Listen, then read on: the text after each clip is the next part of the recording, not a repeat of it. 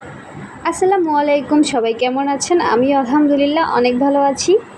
তো এটা হচ্ছে অনেক আগের ভিডিও, ঈদে যখন বেড়াতে গিয়েছিলাম শ্বশুরবাড়িতে। তো আজকে আমি আপনাদের সাথে শেয়ার করব আমার শ্বশুরবাড়ির ভিডিও। আমার শ্বশুরবাড়ি দেখতে কেমন এবং চারিপাশের পরিবেশ কতটা সুন্দর, এটাই আপনাদের সাথে শেয়ার করব। তো এটা হচ্ছে আমার শ্বশুরবাড়ির সামনের পরিবেশ, দেখতেই পাচ্ছেন বিলের মধ্যে কি সুন্দর দুই সাইডে সূর্যমুখী ফুলে একদম ভরে গিয়েছে। মাশাআল্লাহ, দেখতে খুবই সুন্দর লাগছে। আর এগুলো হচ্ছে পুকুরের চারিপাশে ঘেরা কলা গাছ। আর এই শাককে আমাদের বরিশালের ভাষায় বলা হয় আগড়া শাক। এটা চিংড়ি মাছ দিয়ে খেতে খুবই ভালো লাগে। আপনাদের অঞ্চলে এই আগড়া শাককে কী নামে চিনেন অবশ্যই কমেন্ট করে জানাবেন। আমার তো বেশ ভালো লাগে খেতে। আর এই যে আমার একমাত্র ছেলে, সে তো দাদু বাড়িতে এসে একদম খোলামেলা পরিবেশ পেয়ে খুবই খুশি। সে তার ইচ্ছে মতো ঘুরে বেড়াচ্ছে।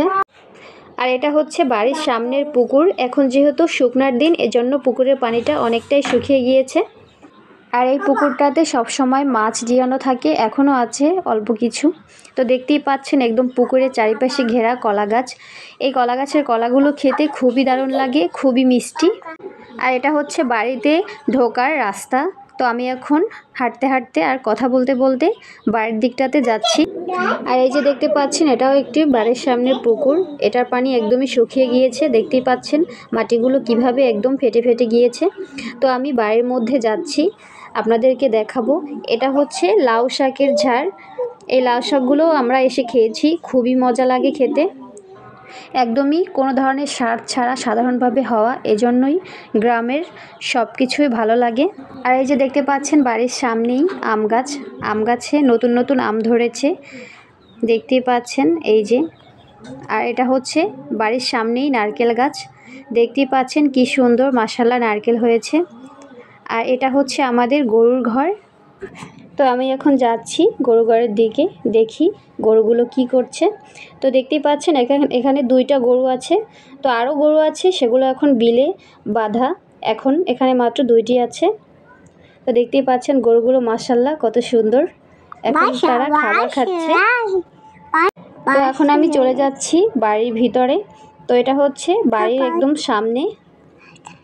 এই যে আগেও দেখালাম নারকেল গাছ, তারপরে হচ্ছে আরও নানা ধরনের গাছ আছে এখানে লাগানো।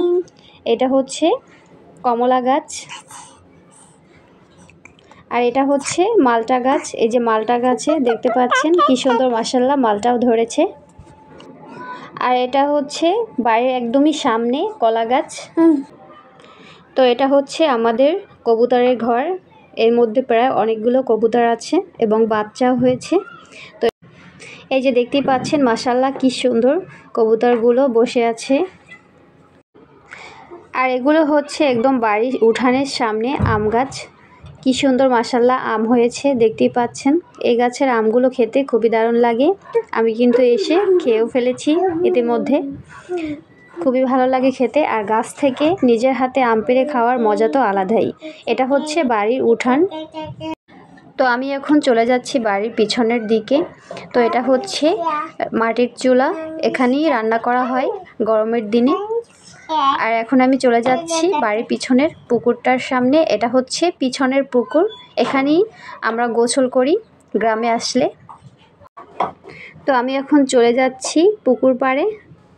পুকুর পাড়েও নানা ধরনের গাছ লাগানো আছে। আর এখানে খুবই বাতাস, খুবই ভালো লাগে এখানে হাঁটতে। তো আমি এখন হেঁটে হেঁটে আপনাদেরকেও দেখাচ্ছি এবং নিজেও দেখছি। এই যে দেখতে পাচ্ছেন এখানেও কিন্তু অনেকগুলো নারকেল গাছ লাগানো পুকুর পাড়ে। আর এটা হচ্ছে ছবেদা গাছ। এই গাছটার ছবেদা খেতে খুবই ভালো লাগে, খুবই মিষ্টি।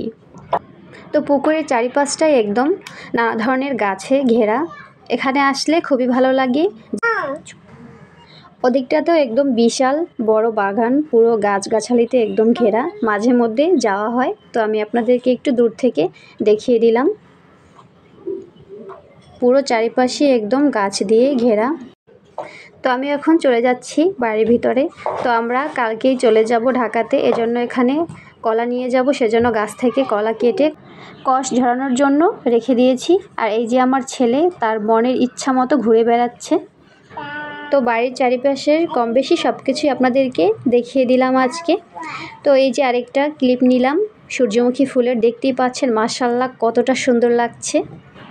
বাড়ির সামনে সৌন্দর্য যেন দ্বিগুণ বেড়ে গিয়েছে এই ফুলগুলোর জন্য।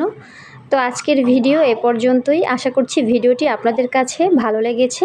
তো সবাই ভালো থাকবেন, সুস্থ থাকবেন। আল্লাহ হাফেজ।